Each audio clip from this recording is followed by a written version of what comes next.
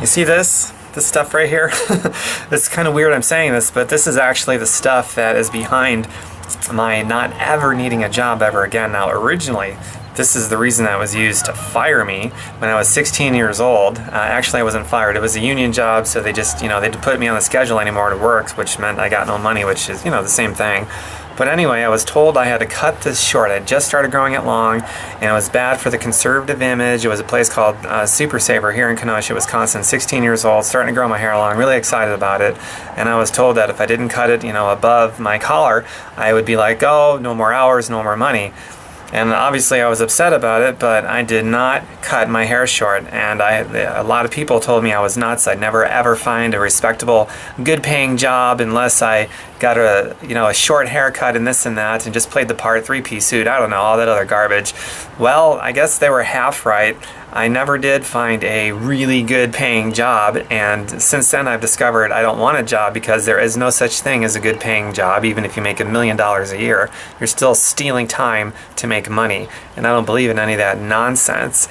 So anyway, it was my first real exposure about myself that I had an entrepreneurial spirit. It wasn't just some arbitrary, I'm going to rebel, grow my hair long, or any of that stuff.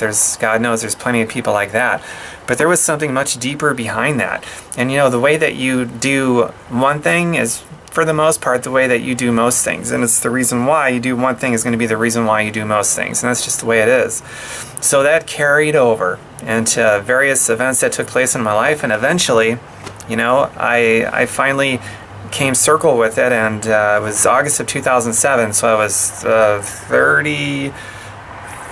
Yes, I believe I was 30 years old when I finally became an entrepreneur. I tried a couple times before that, which is more signs that I wanted to be an entrepreneur, but it wasn't until August of 2007 that I got in a home business that I just friggin' blew up, finally, and I was too stubborn to quit. I mean, I had actually tried my first entrepreneurial experience when I was, I believe, 22 years old.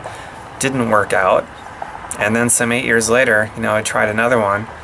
I wasn't going to quit on my dreams, man. I was too stubborn to cut this, to keep my stupid job when I was 16.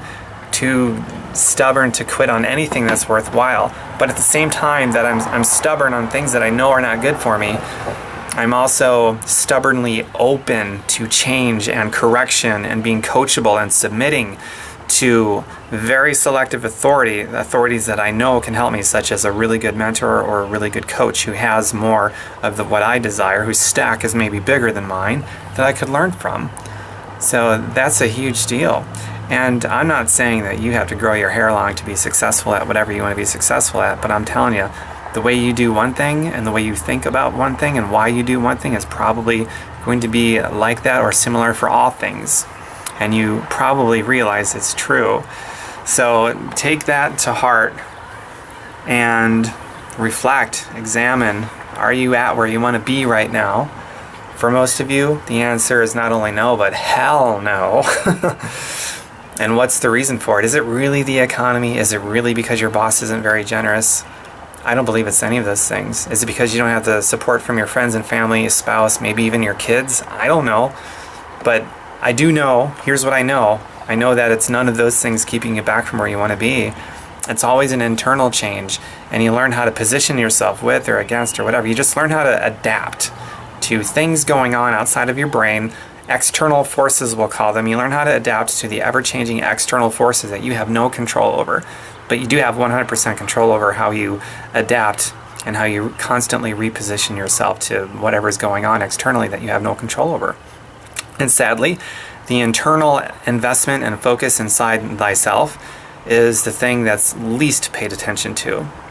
No wonder 98% of the population, before they are 65 years old, winds up either dead or dead broke, depending on family, friends, and the federal government as the main source of their income just to afford necessity expenses. Don't be the 98%. Be the 2%. So I guess that's where this video is going. I hope you enjoyed it.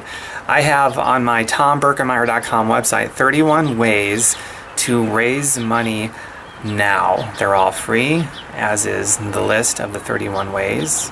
Just go ahead and get yourself a copy. and connect with me on social media. I love to hear about success stories because they inspire other success stories, and that's a good thing. Take care, everyone.